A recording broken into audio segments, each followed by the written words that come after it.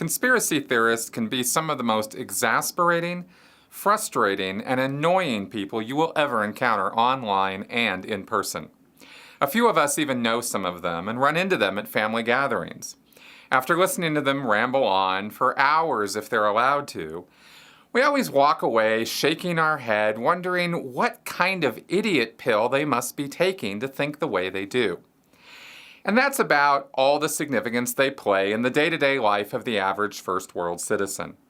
We see and hear their crazy spin on such uncontroversial topics as the moon landings, the Bermuda Triangle, the spherical shape of our planet, the efficacy and safety of child vaccines, and of course, what really happened on 9/11 and who was behind it.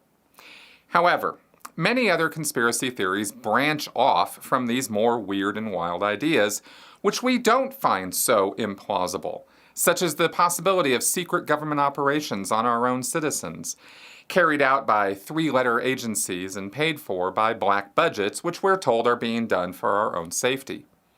Those we might not be so sure about because we know that these kinds of conspiracies have really happened. Or the idea that large pharmaceutical companies or major cable companies are colluding to fix prices for their goods and services, basically creating hidden monopolies which unfairly pillage the pocketbooks of consumers. Or that social media platforms are actively searching for and deleting any content which disagrees with the political beliefs of its board members. When we hear something like that, depending on our own politics and exposure to social media, we might tilt our head and think, yeah, I think that might be true. And that's exactly how it all starts. Because while I just said that conspiracy theorists seem like a strange kind of people we only infrequently run into, the truth is, that is only what we pretend is the real picture about them. The truth is that unfortunately, we all have a proclivity for falling for nonsense. And the demographics of conspiracy theorists is much broader than just a few crazy relatives. Conspiracy theorists are often caricatured as a small demographic composed primarily of middle-aged white male internet enthusiasts who live in their mother's basements.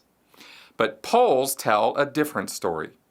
Conspiracy theories permeate all parts of American society and cut across gender, age, race, income, political affiliation, educational level, and occupational status. About a third of Americans believe the birther conspiracy theory, that Barack Obama is a foreigner who unconstitutionally usurped the presidency. A similar amount believes the truther conspiracy theory, that the Bush administration either carried out or knowingly allowed the 9/11 attacks. Decades after the fact, between 60 and 80% of Americans agree that the assassination of President Kennedy was orchestrated by a conspiracy and covered up by the government. When asked about 4 specific conspiracy theories, a 2012 national poll found that 63% of responders believed at least one.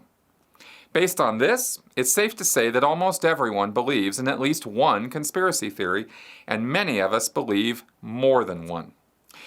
We have met the enemy, folks, and they is us. So it's in all of our best interest to bone up a bit on this subject.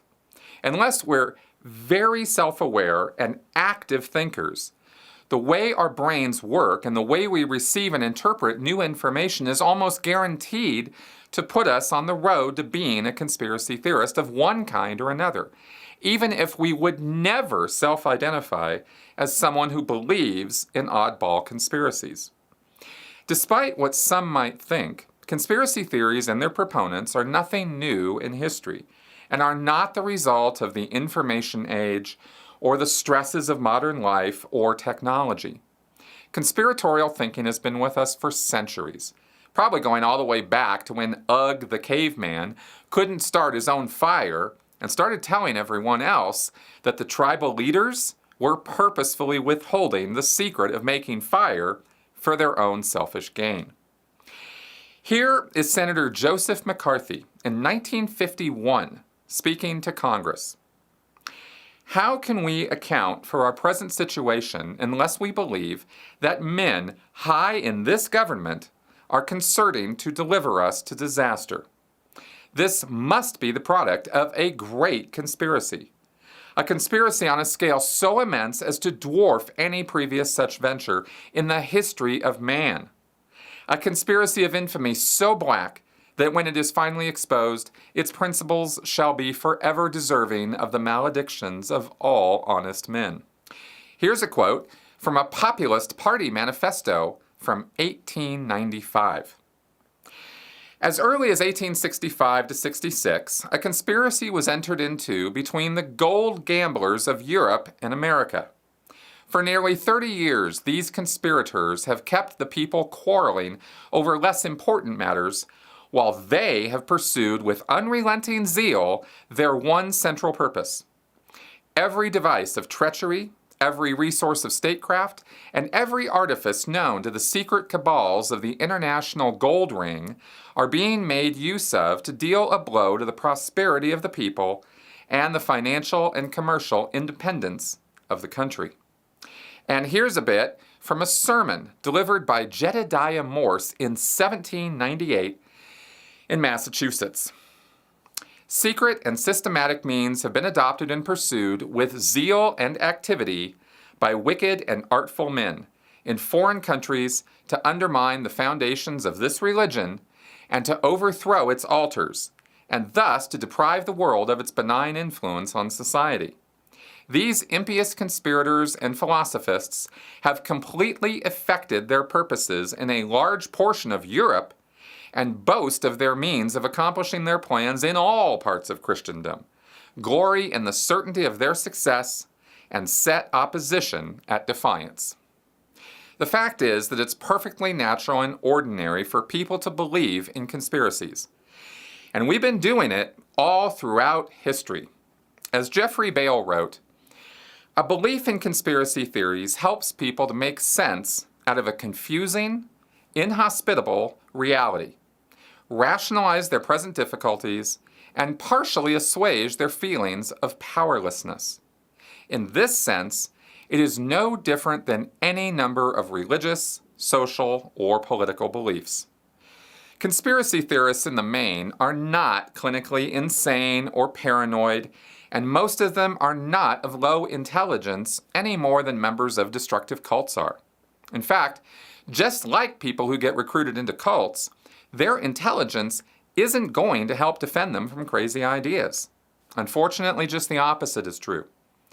Education also is not a key factor, although it does play somewhat of a role in preventing the acceptance of completely loony conspiracy theories. In fact, there are some studies which have suggested that conspiracy theorists are a necessary element in any society, and they play a sort of Freudian id to our collective ego. What makes the conspiratorial or paranoid style of thought interesting and historically significant is that it frequently tempts more or less normal people and has often been diffused among broad sections of the population in certain periods. Conspiracy theories are important as collective delusions, delusions that nevertheless reflect real fears and real social problems, rather than as evidence of individual pathology. In this video, I am not just going to harp on how stupid conspiracy theorists are and talk about why they're so dumb. The point of this is not to insult anyone. It's to take apart why people fall into this mode of thinking and how the rest of us can avoid making the same mistakes. Because there is a larger and much more ominous danger to conspiratorial thinking than just having to avoid your crazy Uncle Fred at family reunions. Conspiracy theorists at a national level can have devastating effects on our political system, our economy, and our entire way of life. Dismissing conspiracy theories as absurd does not change the fact that they can consume a fair amount of that most valuable political commodity, the president's time. To address the widespread belief that he was born abroad, Barack Obama had to put aside the faltering economy, 2 wars, and the national debt to hold a press conference for the sole purpose of releasing his long-form birth certificate. During the George W. Bush administration, The 9/11 Commission was designed partly as a response to conspiracy theories accusing Bush and Dick Cheney of staging the attacks on the Twin Towers and Pentagon. Bill Clinton consumed much of his presidency fending off allegations that he was part of a conspiracy to cover up illegal activities, including assassinating a colleague, Vince Foster. Ironically, the Clinton administration counterclaimed that it was the victim of a vast right-wing conspiracy. And far worse than wasting valuable time, just ask anyone who lived through the McCarthy years when the House Un-American Activities Committee was in full bloom, if you want to see how easily people's professional and personal lives can be ruined overnight by some wingnut in government who becomes overly paranoid about communists or immigrants or terrorists. Those are not just harmless little ideas that don't amount to anything. Those are the kinds of ideas that can change the course of an entire nation or even start a war. So even though something sounds plausible, how do you know when you're hearing total nonsense? Well, in this day and age especially, it's not easy. I have made a number of videos discussing conspiracy theory and critical thinking, and I've linked to the playlists on these in the description to this video. It takes active thinking, an inquisitive mind, and a willingness to ask questions to stay on top of things in this chaotic digital age. Of course, these are the three things any conspiracy theorist will tell you they have in abundance. So there must be some other element too. And there is. Let's go ahead and talk about this in some detail and see if we can't sort some things out. Let's start with, what is a conspiracy? Conspire means to make secret plans jointly to commit an unlawful or harmful act. A conspiracy is the action of conspiring, combination of persons for an evil or unlawful purpose. So we see that it requires two or more people working together in secrecy in order for a conspiracy to exist at all. And as part of its meaning, they're working on something bad. A bunch of your friends getting together to throw you a surprise birthday party may be conspiring according to some other definition of the word, but for our purposes, we are talking about nefarious or sinister activities. When we look at this in the context of conspiracy theory, it gains some more added dimension. Joseph Usinski said a conspiracy would precisely be a secret arrangement by a group of powerful people to assert political or economic power, violate established rights, hoard vital secrets, or unlawfully alter government institutions. Conspiracies are real and happen with regularity. Watergate and Iran-Contra are examples. So what is a conspiracy theory? We're sticking with Usinski again when he described it this way. By conspiracy theory, I mean an explanation of historical, ongoing, or future events that cites as a main causal factor a group of powerful persons, the conspirators, acting in secret for their own benefit against the common good. This definition excludes theories positing benevolent actors toiling away in secret for the good of all mankind, i.e., doctors working in secret to save humanity from the scourge of cancer. Such theories seem to be the product of a very different set of factors and are rare compared to those positing an enemy. One important facet of conspiracy theories that often goes without much notice is that conspiracy theories are notions about power. Who has it, and how are they using it? Conspiracy theories accuse an implicitly powerful group of conspiring. Usually that group is already powerful. The president, a legislative body, industries or corporations, foreign countries, multinational groups, etc. Powerless groups are rarely accused of conspiring. A conspiracy theorist is someone who believes in conspiracy theories. And by that metric, almost all Americans fit that bill to one degree or another, according to national polling. A conspiracy is something that is real, while a conspiracy theory is something that is being asserted as true, but it may or may not be. Real conspiracies do exist, even though they do not conform to the elaborate and often bizarre scenarios concocted by conspiracy theorists. How, indeed, could it be otherwise in a world full of intelligence agencies, national security bureaucracies, clandestine revolutionary organizations, economic pressure groups, criminal cartels, secret societies with hidden agendas, deceptive religious cults, political front groups, and the like? One of the biggest problems faced by researchers is the decision point between what is a true conspiracy and what is a false one. A conspiracy theory is just nonsense if it cannot hold up to an objective critical analysis, and tangible evidence can be found which disproves it or important parts of it.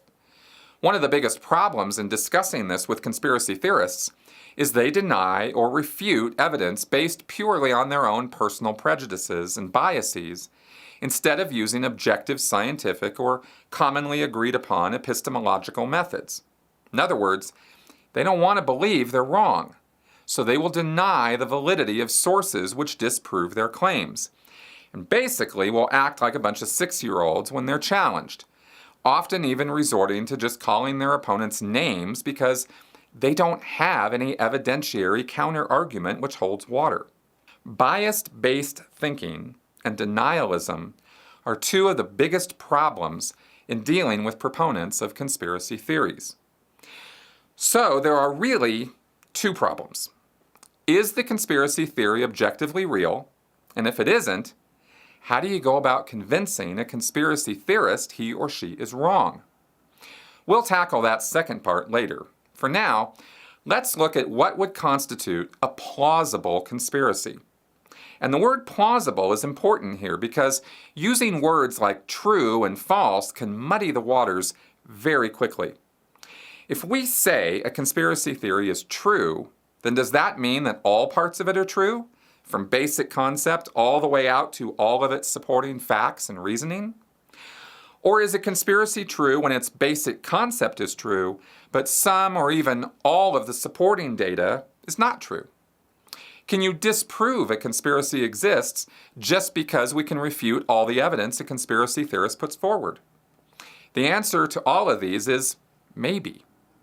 Conspiracy theories are better treated as a kind of spectrum from plausible to implausible, and we should judge their veracity based on how much objective evidence exists to support the conspiracy claims.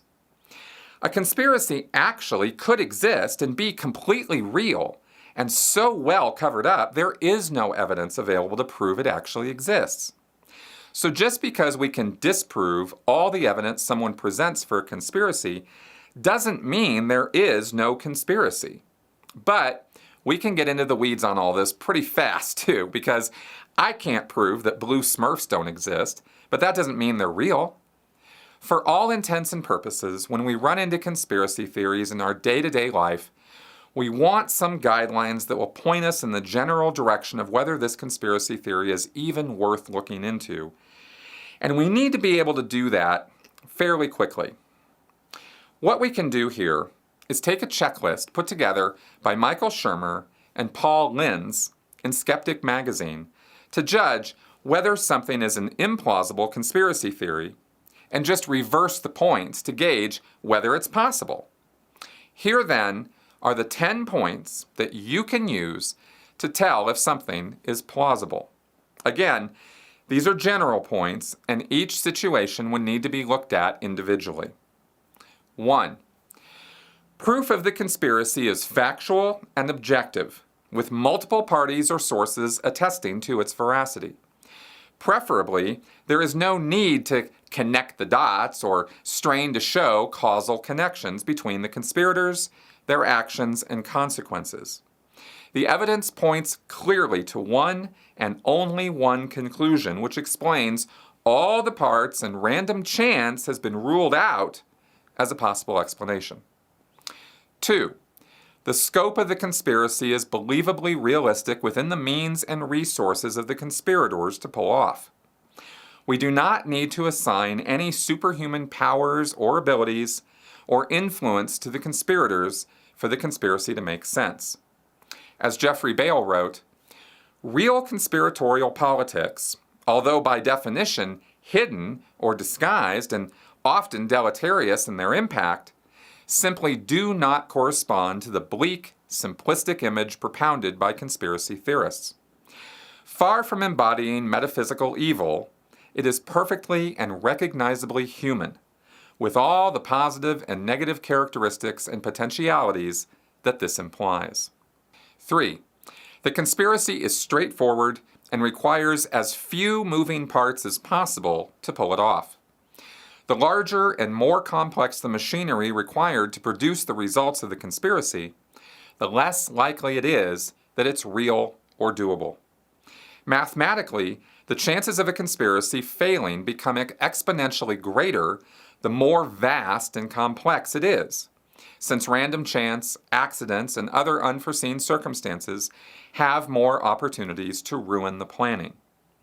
Fortunately, for the rest of us, even powerful human beings are inherently flawed creatures who regularly commit errors of judgment and other sorts of blunders. They have not only to cope with the formidable problem of unforeseen and unintended consequences, but also to contend with other powerful groups that are likewise vying for influence, broader social forces that are difficult, if not impossible, to control, and deep-rooted structural and cultural constraints that place limits on how much they're able to accomplish. 4. The conspiracy is small and tight-knit. Statistically and historically speaking, people are notoriously bad at keeping secrets, especially when they have a guilty conscience. And it only takes one whistleblower to bring most conspiracies into the light and destroy them. The more people included in the conspiracy, the less likely are its chances for success or its plausibility. 5. The conspiracy is exactly targeted to a very finite and specific result in a targeted area or sphere of influence. The smaller and less influential the conspiracy, the better its chances of remaining secret and successful.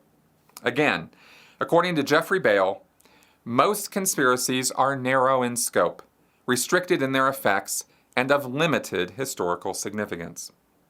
6.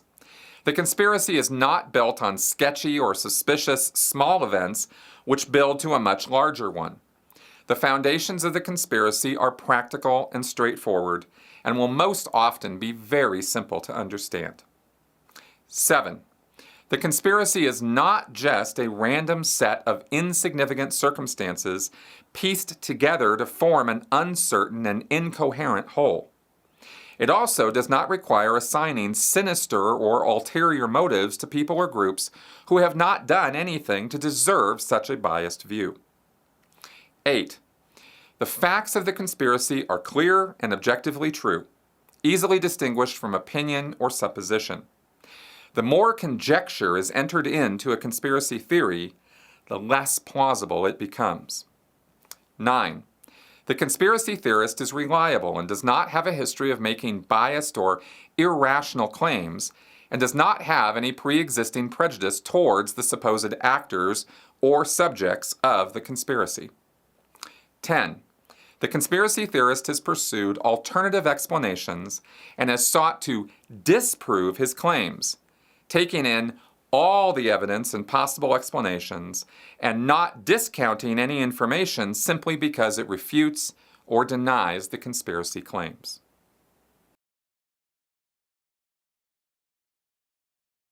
So if all of that is what we consider plausible, when do we know we can write off a conspiracy theory as total nonsense without having to get into stupid arguments or spend hours of time on the internet watching YouTube videos? There are quite a few markers that can tell us about the validity of the conspiracy theory itself and the person asserting it's true. For me, the first and most reliable indicator is the scope of the conspiracy.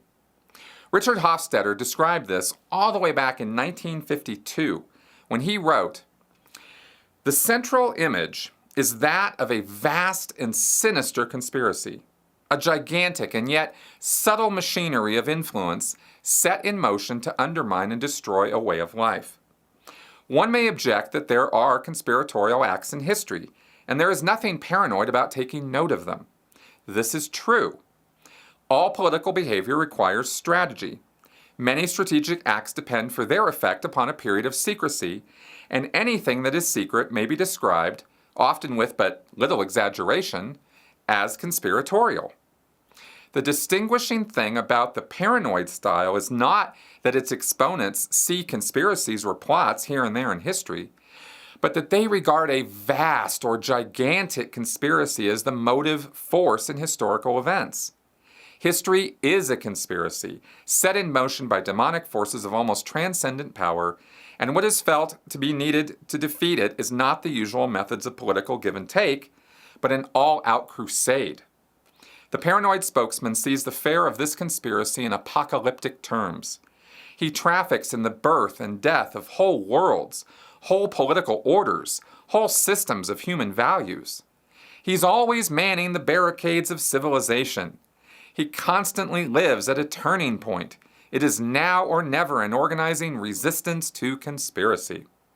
The second is the attitude of the conspiracy theorist towards the conspirators. They are very often black and white thinkers with a strong sense of moral outrage, anger, and even hate towards the conspirators. They speak in absolute terms of good and evil and even bring God into the mix. The conspirators are made out as representatives of the forces of evil or Lucifer, and the work they're doing to uncover the conspiracy puts them on the front lines as cosmic warriors preparing for the end of days or the final battle. This kind of language is indicative of a delusional mindset, but we need to be careful with this wording because I'm not talking about a clinical disorder. As Gerald Post wrote, a delusion is a fixed belief held in the presence of strong contradictory evidence. This is a hallmark of the paranoid, who suspects, without sufficient basis, that others are harming or deceiving him. Does this mean that those who hold to that belief are clinical paranoids? Absolutely not. A group can develop paranoid ideas, including especially conspiracy theories, even though the individuals in that group are psychologically normal. Belief in an adversary, a rival, or an opponent is central to political life. But when rivals become enemies, we're entering the territory of paranoia. In the United States, Democrats and Republicans are, for the most part, not enemies. They are rivals, adversaries, or opponents. Rivals for power are a necessary and inevitable feature of political life. But to the psychologically healthy political actor, their role is that of competitors to be defeated. To the paranoid, they are pitiless foes who must be destroyed lest they destroy. Huey Long would say to those who opposed him, I'm not just going to beat you, I'm going to destroy you. And again, we can refer to Michael Shermer and Paul Linz's work where they put these markers of implausible conspiracies into a 10-point checklist. 1. Proof of the conspiracy supposedly emerges from a pattern of connecting the dots between events that need not be causally connected. When no evidence supports these connections except the allegation of the conspiracy, or when the evidence fits equally well to other causal connections or to randomness, the conspiracy theory is likely false. 2. The agents behind the pattern of the conspiracy would need nearly superhuman power to pull it off. Most of the time, in most circumstances, people are not nearly so powerful as we think they are. As Richard Hofstadter wrote, the paranoid's interpretation of history is in this sense distinctly personal. Decisive events are not taken as part of the stream of history, but as the consequences of someone's will. Very often the enemy is held to possess some especially effective source of power. He controls the press. He directs the public mind through managed news. He has unlimited funds. He has a new secret for influencing the mind. He has a special technique for seduction. He's gaining a stranglehold on the educational system. 3. The conspiracy is complex, and its successful completion demands a large number of elements. 4. The conspiracy involves large numbers of people who would all need to keep silent about their secrets. 5. The conspiracy encompasses some grandiose ambition for control over a nation, economy, or political system. If it suggests world domination, it's probably false. 6. The conspiracy theory ratchets up from small events that might be true to much larger events that have much lower probabilities of being true. 7. The conspiracy theory assigns pretentious and sinister meanings to what are most likely random and insignificant events. L.B. Namier once said that the crowning attainment of historical study is to achieve an intuitive sense of how things do not happen. It is precisely this kind of awareness that the paranoid fails to develop. He has a special resistance of his own, of course, to such awareness, but circumstances often deprive him of exposure to events that might enlighten him. We are all sufferers from history, but the paranoid is a double sufferer, since he is afflicted not only by the real world with the rest of us, but by his fantasies as well. 8. The theory tends to commingle facts and speculations without distinguishing between the two, and without assigning degrees of probability or of factuality. 9. The theorist is extremely and indiscriminately suspicious of any and all government agencies or private organizations. 10. The conspiracy theorist refuses to consider alternative explanations, rejecting all disconfirming evidence for his theory and blatantly seeking only confirmatory evidence.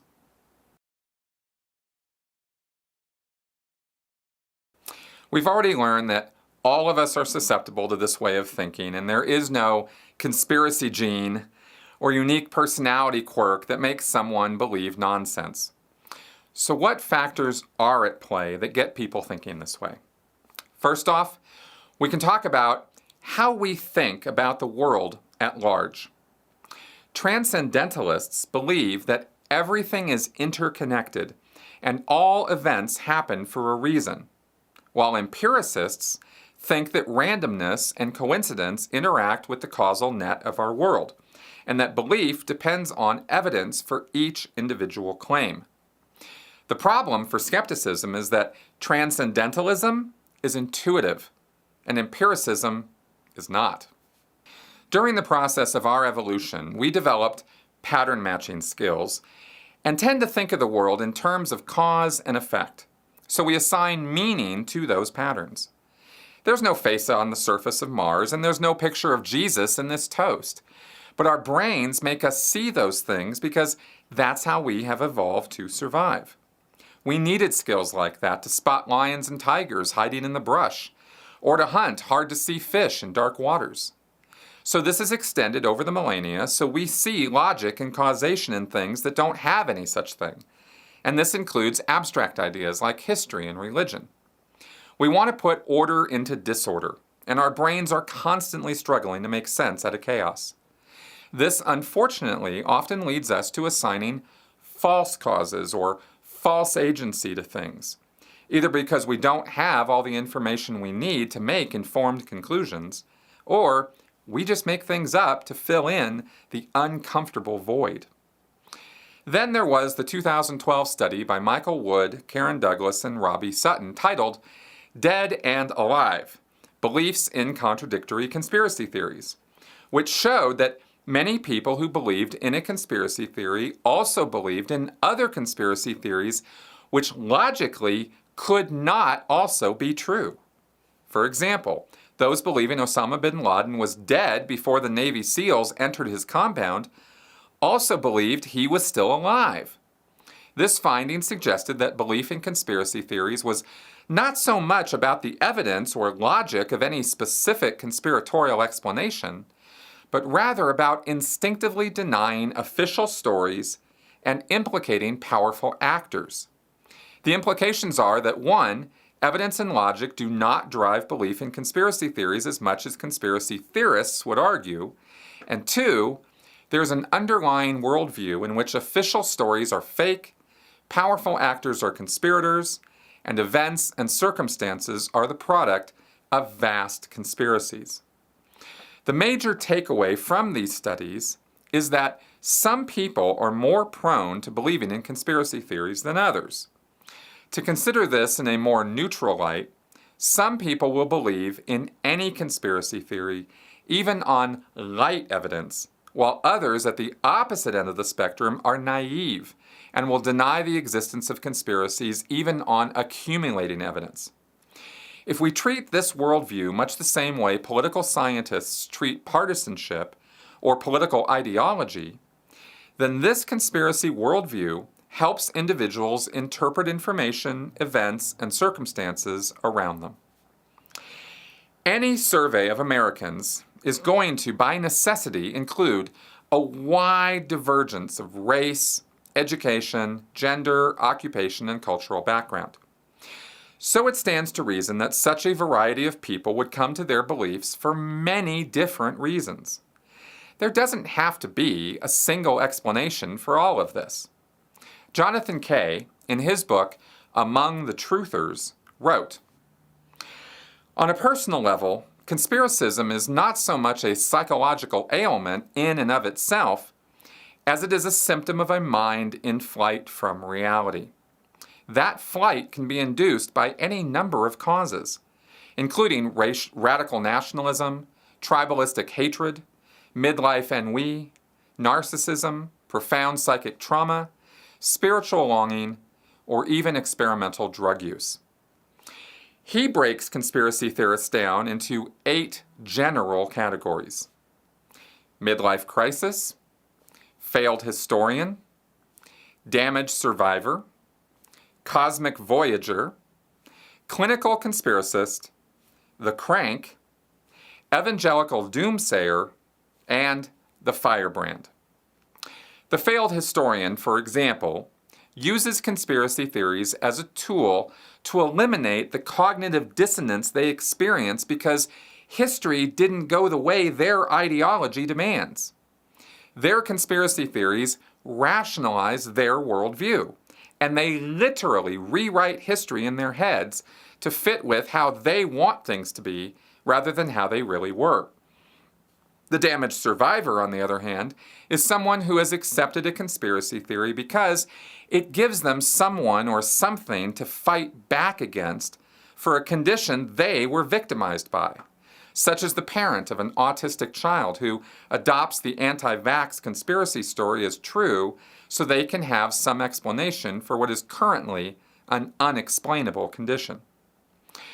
As I discussed recently after attending a Flat Earth conference here in Denver, I found out that many flat earthers fall into the category of the evangelical doomsayer, where the existence of a flat earth is their only way of reconciling the bewildering complexities of our secular world with the good versus evil narrative contained in the Bible and other religious texts. So people come at this from all walks of life and have very little in common. There is one observation about them, though, which I thought was useful from Phil Mollet, a freelance writer in Skeptic magazine. Throughout the fringe movements I've seen, whether it's the 9/11 truth movement or New Age theories or Holocaust revisionism, the people tend to have something in common. They think they're smarter than the average person. And often they are smarter than the average person. They usually have some professional success under their belt. They've earned a degree. They think they're entitled to interpret things the way they see it, that they can declare everyone else to be wrong. The fact they happen to be smart doesn't deter them from conspiracy theories, just the opposite. It enables them. It shields them in their own mind from criticism. They think that the reason these other people are criticizing them is they just don't get it. They're not as smart as I am. They don't know the things I know. In terms of addressing the mental health question, we've already made it clear we all have a proclivity for falling for bad ideas. But here is some more from Jonathan Kay about this specific point. The telltale indicator of a genuine clinical insanity lies with the structure of the conspiracist narrative. Sane conspiracists subconsciously erect a rigid mental firewall that insulates their real day-to-day lives from the life and death implications of their fantasies.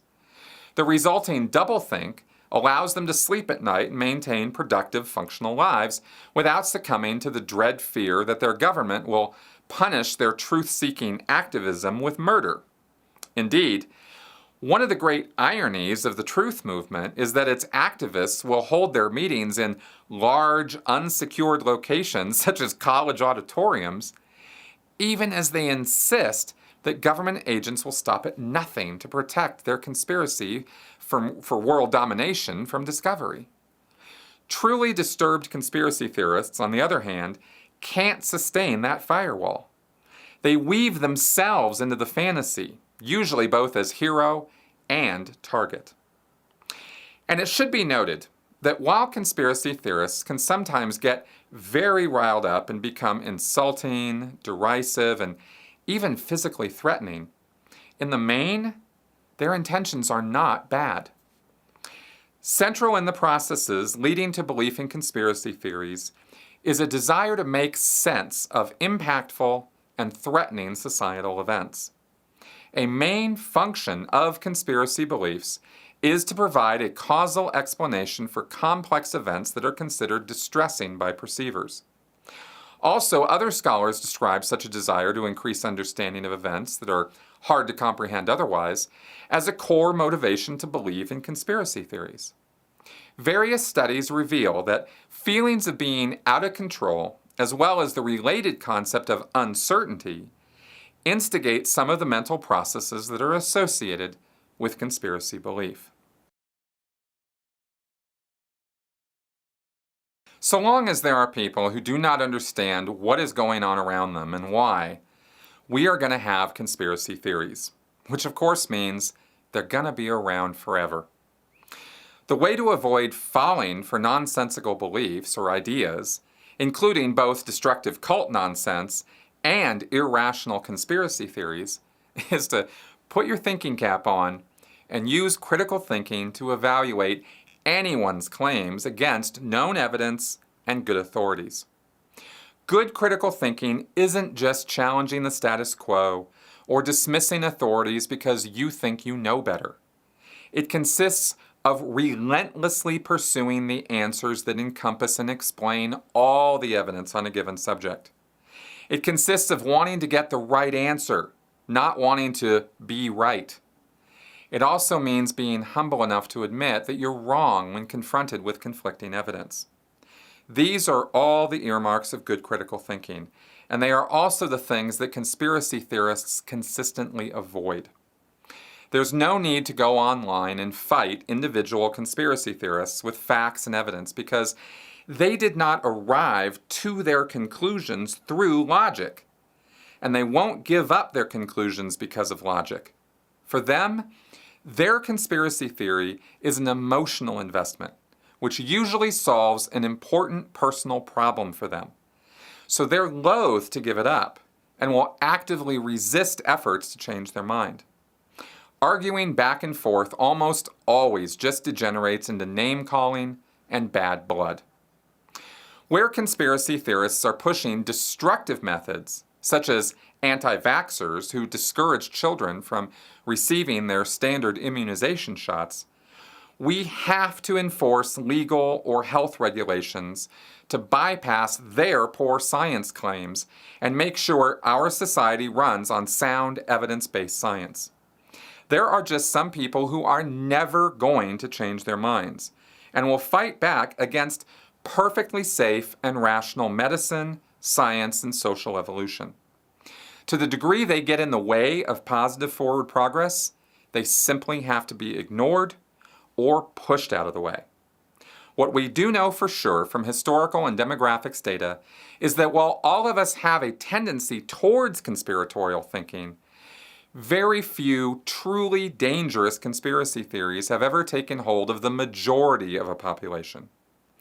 For the most part, rational thinkers almost always outnumber irrational conspiracy theorists on any one issue. Where we find conspiracy theories infiltrating our government at any level, we must rally against them, because if they're allowed to take hold, that is where things can go very far south very fast. Governments are just large groups of people, and they can have any number of spooky or nefarious or nonsensical ideas, and sometimes they get the power to act on them. There's nothing wrong with being vigilant, of having a healthy degree of skepticism about what our government is doing, and in not putting too much trust in our systems and organizations. They are capable of catastrophic mistakes and blunders, and these can have widespread repercussions. So where you see nonsense, push back against it. But don't freak out too much. Conspiracy theorists have been around forever, and they aren't going anywhere. They will remain the low-hanging fruit of the critical thinking world because their ideas are usually so easy to debunk, and because they usually provide good practice for spotting logical fallacies and irrational thinking. To that degree, they're actually somewhat helpful. And to give them some credit, conspiracy theorists do help keep our governments and corporations more transparent and accountable to the general public. And on that note, we'll wrap this up. Thank you for watching.